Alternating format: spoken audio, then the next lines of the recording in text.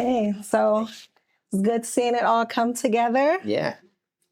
I actually had the privilege of working on this film, so it was really cool to see all of the scenes that I worked on as well. Pretty much what you expected. It was pretty intense, honestly. Okay, good. It was more intense than I thought, but I knew it was going to be intense from some of the scenes, so it was good. Yeah. So for people less familiar with the VFX supervisor role, how would you describe that? And then with Caught Stealing, how did your responsibilities differ from different roles like leads, CG, supervisors, compositors, and producers? Yeah, so as visual effects supervisor, I'm sort of the head of the visual effects department overall on the film. And my role starts in prep before we start shooting, sort of helping the other departments and the director of photography figure out what the visual effects are going to be, where we need to augment it with visual effects. And then sort of working through prep to make sure we're all set for when we get to the shoot. And then during the shoot, I'm on set to make sure things go right and that things are shot properly so that when we get into post, the footage we get is something that we can work with. And then at the end, when we get into post-production, it's sort of overseeing all the work and all the shots, managing vendors like Olin, which is where you were, and different vendors. And then as shots come in from vendors or from an in-house team that we put together, showing those to the director, to the editor, getting notes, giving feedback, and sort of going until we get to the very end and sort of finish all the shots. So it's sort of from the very beginning all the way to the very end.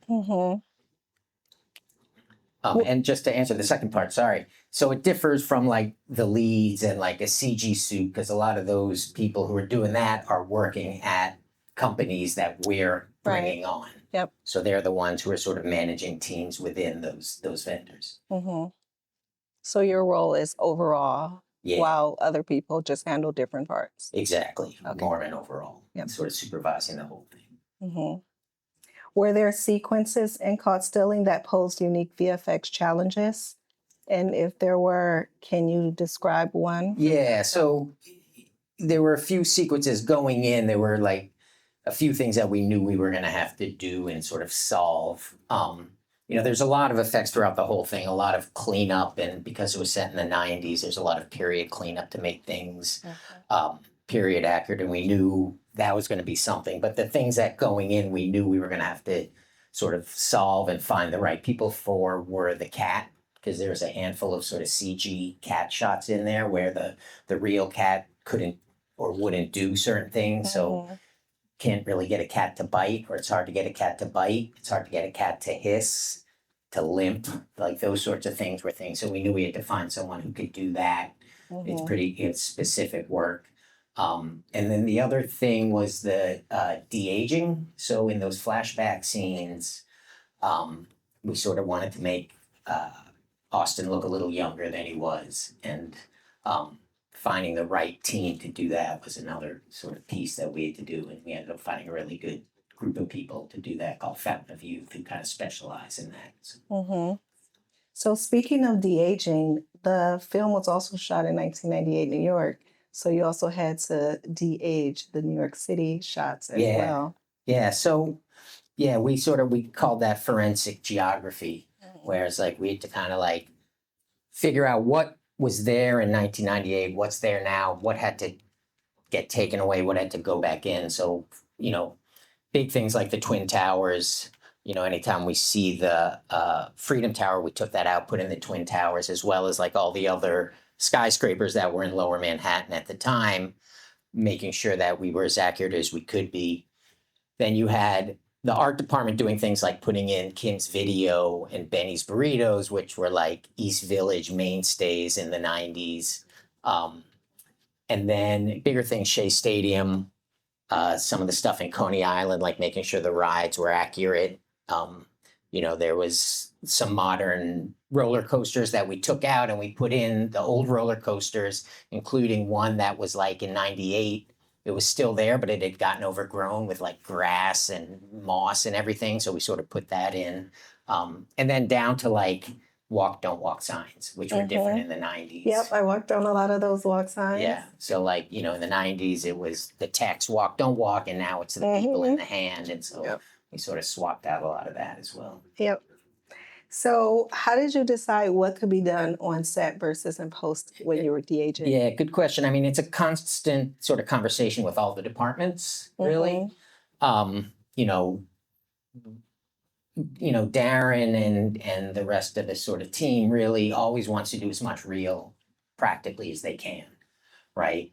So, an example of that is like those 2 shots of the crashes where it's like you're right in front of the car as the IROC and the minivan like crash into the pole.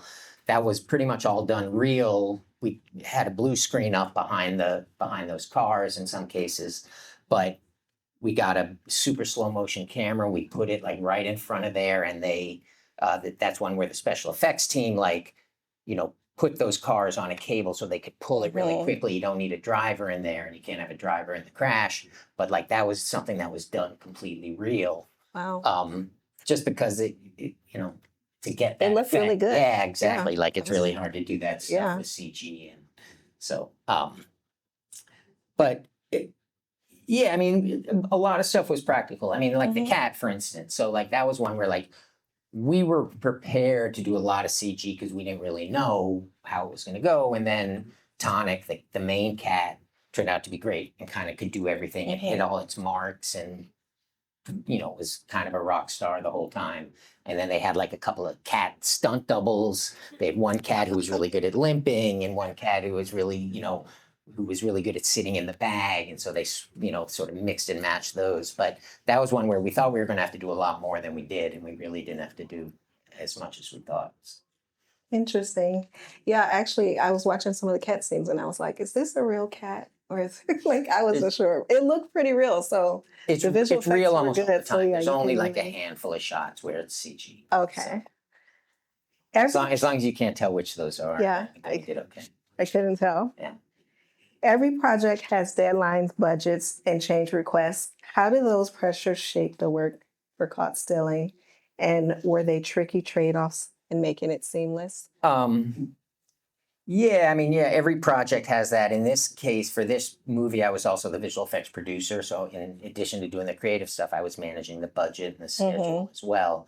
And it's always a conversation every step of the way, and every decision has ramifications for the budget and schedule. I mean, the challenge on this one was originally the final color sessions were scheduled at the same time as the final mix, and filmmakers decided they didn't want to do that, so they moved the color sessions up. So our schedule contracted and got shorter, which just means we had less time to do stuff, which means we needed more money because it had to be done faster. So it's always good, cheap, fast, pick 2. And we had to do it good and we had to do it fast. So we were able to get a little more money, and that kind of helped us spread stuff around and get stuff done a little easier.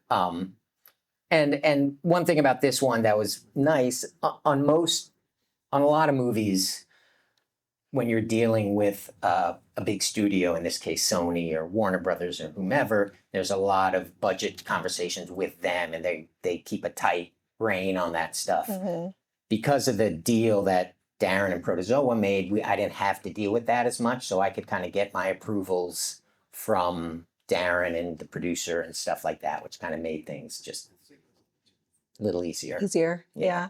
So some of the shots, so if you have your budget and you have your shots that are going in to post, did that grow, like from shots that you didn't think were going to be post visual effects shots that ended up being post visual effects? Yeah. I mean, it always grows. It never gets smaller. Even though they were like less cat shots, there were more of something else. So I think that initially going in to the shoot, we estimated about 600 shots, and we ended up at about 900. So it grew a fair amount, and it's things not going as planned. So, one big area of growth for us was a lot of the driving stuff that we were doing with virtual production with LED screens. which Yep. you all worked on. And, that stuff, it's tricky, and we didn't quite have the prep time and all the resources we needed going into the shoot, and we ended up having to replace a lot of the backgrounds for that. So that added a lot more shots than we thought. So. Right. So speaking of the back and forth, what did the reviews look like with the directors and producers? And were there like big game changers that ended up happening? I don't know if they were big game changers. I mean, it becomes rote at a certain point where it's like every day we're getting shots in from vendors and artists. We give them to the editor, and the editor is sort of the first line of defense to look at them, cut them in. He generally has a lot of notes, and Darren trusts him to sort of make a lot of decisions and stuff. So it's sort of, there's a lot of working very closely with him. And then at a certain point, once we get it to the place where everyone's happy, we'll go and screen it in a theater at 4K and watch it and make sure there's no sort of technical problems with it. And then Darren sort of chimes in, on big shots. But there's a lot of like invisible editorial gags going on all the time, split screens and changing the timing of things that Darren defers to all of us on as long as it works. So. Yep. So you've actually worked with Darren for several films. How's the creative relationship evolved over time, and do you two kind of share a shorthand, and how does it challenge you as a supervisor? Yeah, I mean, he's a challenging and exacting filmmaker and sort of always has been, and so it doesn't really settle for things until it's right or until he says it's right. And but yeah, I mean, I've worked with him for a really long time, and I've known him for a really long time. So we have a really, good relationship where we can be open and disagree when we need to disagree, and how you trust each other. And yeah, I think at this point, I hope so. And he, and we have a shorthand because we can always reference back to the projects we've worked on together. Do you remember when we did this? Oh, it's like this, or a film that we've seen together, and sort of like have a bit of a common language there, which helps. And that's true not just with Darren, but with like the producers and the director of photography and the editor and the costume designer and everyone. There's a sort of group of people who have worked with Darren a lot. So some of the most effective work, which we were talking about with the cat, is what the audience does not notice. Do you think that kind of work gets enough recognition? Never. I mean, some of that stuff, I know some of the people here who sort of do visual effects, like, know that some of the hardest shots are the ones that no one ever notices. And no one notices, and no one really wants to talk about them because they're not that exciting. They're just kind of like technically challenging. And they're not glamorous, but there's so much of it these days, in films, in television, and everywhere. And I think, the general public certainly doesn't sort of realize how much, I think most people would look at this movie and would be surprised there are 900 shots in there, not including cosmetics. Yep. So what new technologies, I know you mentioned the LED screen, what new technologies like AI, real-time rendering, virtual production are you most excited about? And how might they change the way that films like Caught Stealing are made in the future? Yeah, that's a big one, I think. I mean, AI is obviously the big one right now in visual effects. And I truthfully, hard to know what's going to happen with it. I mean, it's a tremendously powerful tool and it can do so much. But there's, at the same time, you have pushback within the industry. There's legal issues. There's all this stuff. I see some people out there who know a lot more about it than I do. I'm sure would love to talk about it, but not tonight. But yeah, I mean, I think it remains to be seen.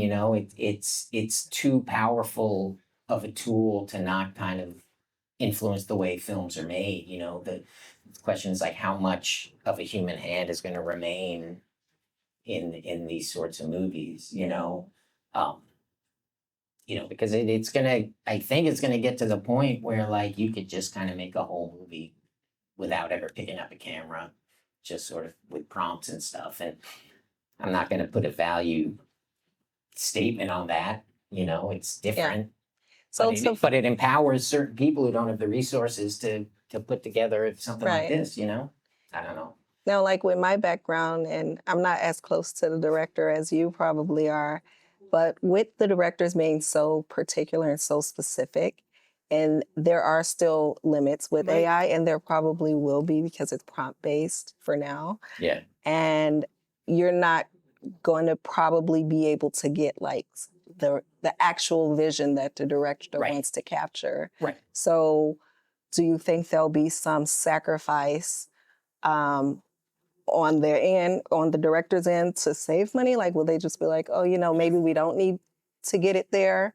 But like traditionally in post, it's like, no, we want I exactly think it this. depends on the director. I think it depends on the director, and it depends on who's in control. Because if you have producers who are like, "It's fine, we're not going to pay any more for that. Oh, we can do that for that amount of money. That's amazing. Let's do that." Right.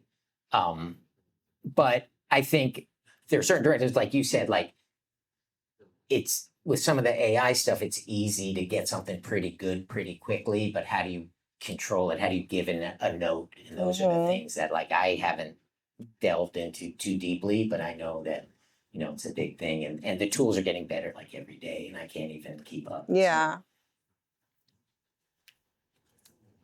For artists working in New York, what are some of the biggest strengths and challenges that you think about building a career here? And what advice would you give someone aiming to be a supervisor?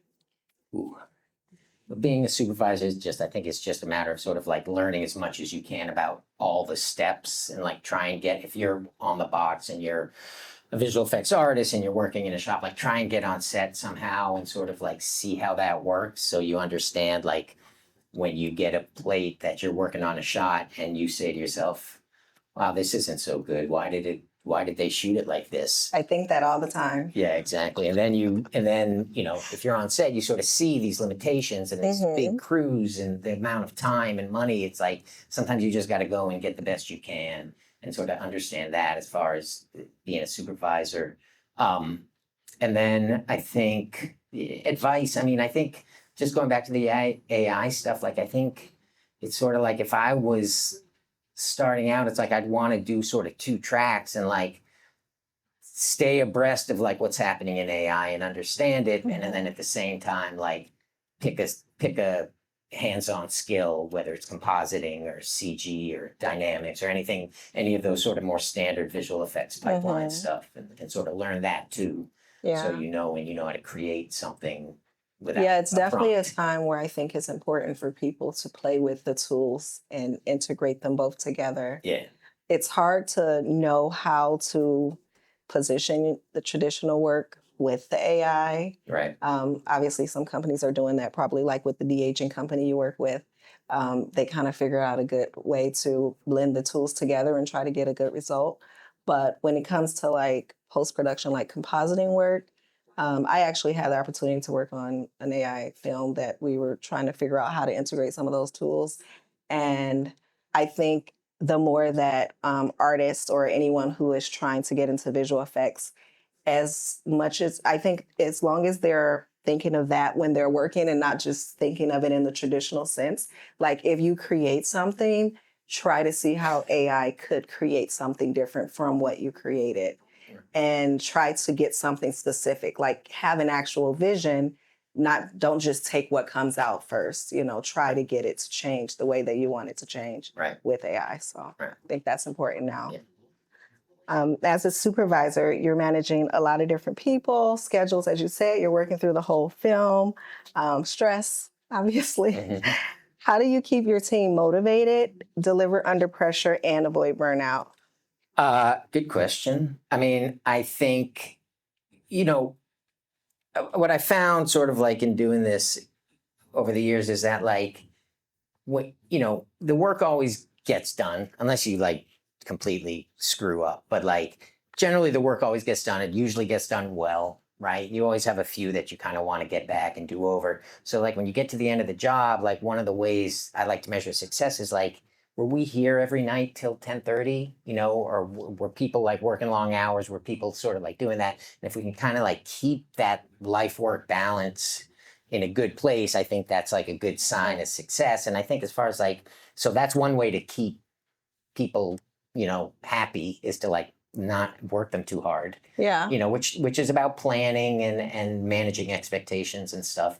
But yeah, and also just trying to keep it fun as much as you can and crack jokes and just sort of, you know, this isn't that serious what we're doing here, you know. So Right. and try and, you know, keep people fed and Mm-hmm. get them a beer every now and then. It's not that hard. Happy hours. Yeah, happy hour. Exactly. So. All right, we're going to open up some questions to the audience. So thanks for our short chat. And if anyone has any questions. You, sir. What was your favorite piece of work that you did? You know, your teamwork. In this one? Yeah. I think the Shea Stadium shot, which I thought came out really, really good and was sort of fun to kind of like get into the details of Shea and what that was like and what, you know, there's a subway car and what subway line was running in 98 and that sort of stuff was fun. So. Right here. The cat knocks the beer over onto the bed. How much visual effects is in that? How much were they able to do that practically? Practically, there was like a stitch. There was like 2 takes, so it's sort of like that one starts pan down, and the cat kind of runs up on the bed, and there's like a stitch of a couple of takes as it gets up on the bed. But it hopped up there, and that was all real.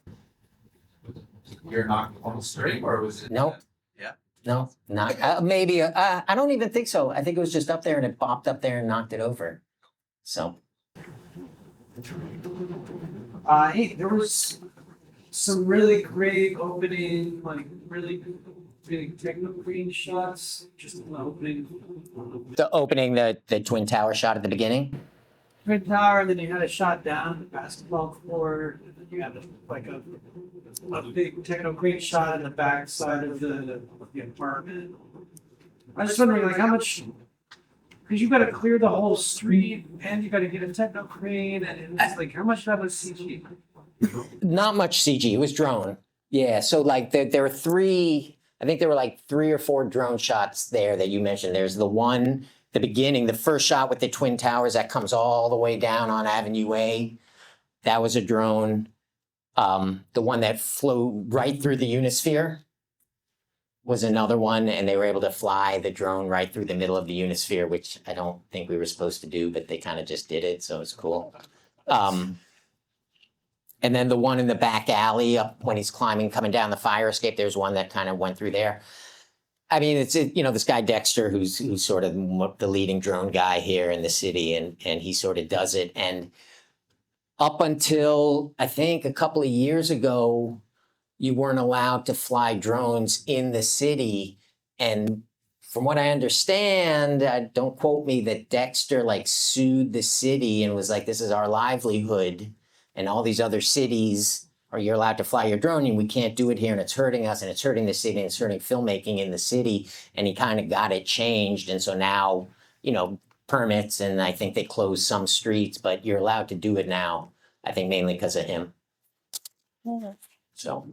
I think these girls also. Sorry, here. Okay, I was just wondering, anything in this project that you like really learned from while working on that, like, something? I'm trying to think first, like technically, like there isn't a ton of stuff in there that's like breaking new ground technically. You know, I learned like the de-aging process was interesting because we went down this whole kind of deep fake path where, you know, we get all the footage of Austin Butler when he was 18 in the Carrie Diaries, whatever show he was in, and we feed that into the AI, into the model, and then kind of just shoot older Austin, and it would do it. And it's like, it didn't quite work. It was hard to license all the footage we needed. So like learning that process was interesting. And then the other thing was the sort of LED driving stuff and learning how much prep and how much work goes into like doing that correctly so you don't have to fix it later, you know? So I guess that stuff. that LED stuff, did you film it and then you had to go in and replace some of the buildings in CG and then you put it on the No, LED display? No, not even. I wish. No, we like shot plates with an array, so 8 cameras around in a circle, driving these locations. We had to find. It's also like finding locations that were still pretty good for '98, right?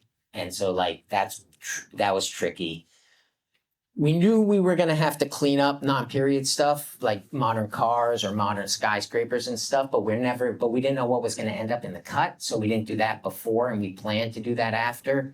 It was like the thing that we ended up having to replace, the reasons we had to replace was because plates were really bouncy and we didn't stabilize them before we put them on the screens. So that like when you're driving, everything's bouncy and that just makes it look fake. And the other thing was continuity, where it's like no one's paying attention to actually what's on the screen while we're shooting it. They're just running the scene on the sound stage. And so all of a sudden you're seeing like the take that they pick, it's the same background in like 3 shots or something like that. So there's a lot of that to kind of fix. Did you also shoot the flicker blue screen? No, but I would like to.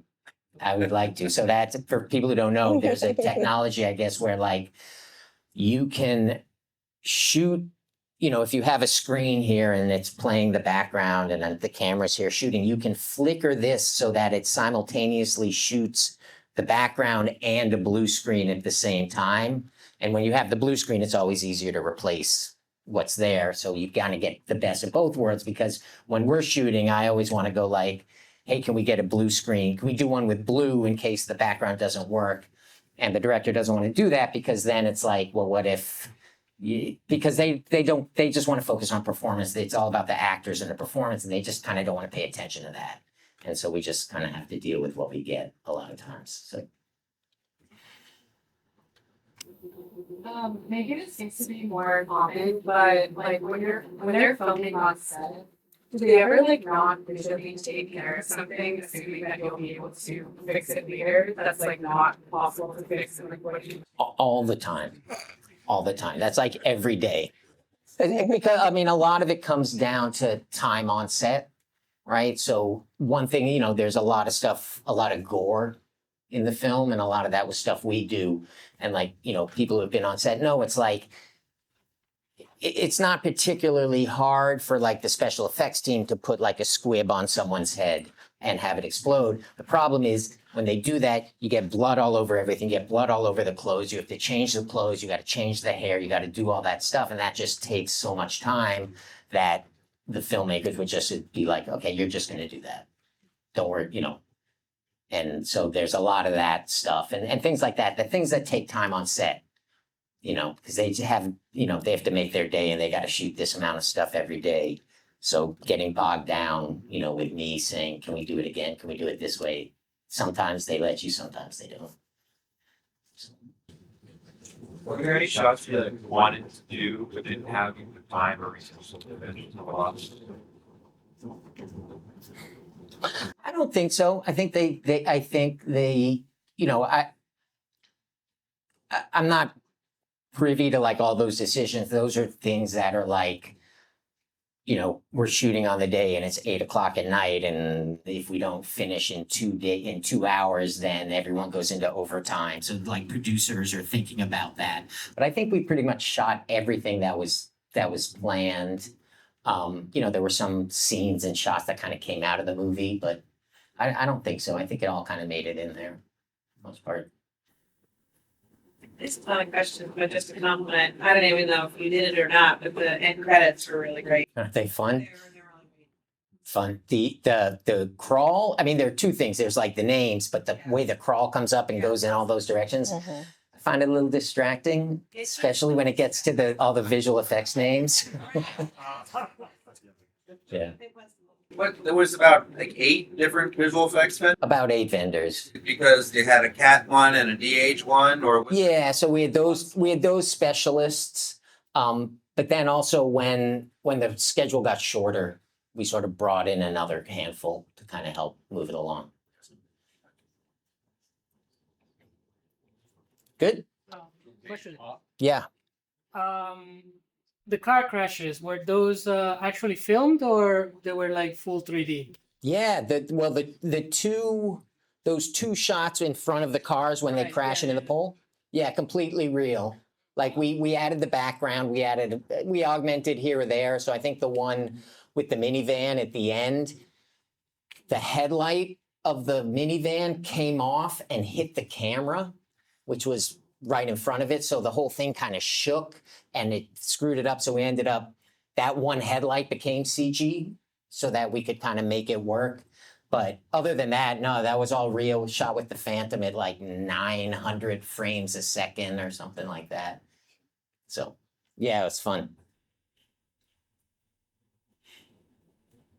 How'd you make those New York apartments look so big? Exactly. They look good. They look real, right? I know. That's what everyone said. They walked in onto the set. It was built on set, and they walked in, and everyone's like, "Wow, it looks just like the apartments we all lived in the '90s." I was like, "Yeah, but it's huge. It'd be nice." Any other questions? Awesome. Awesome. Thank you.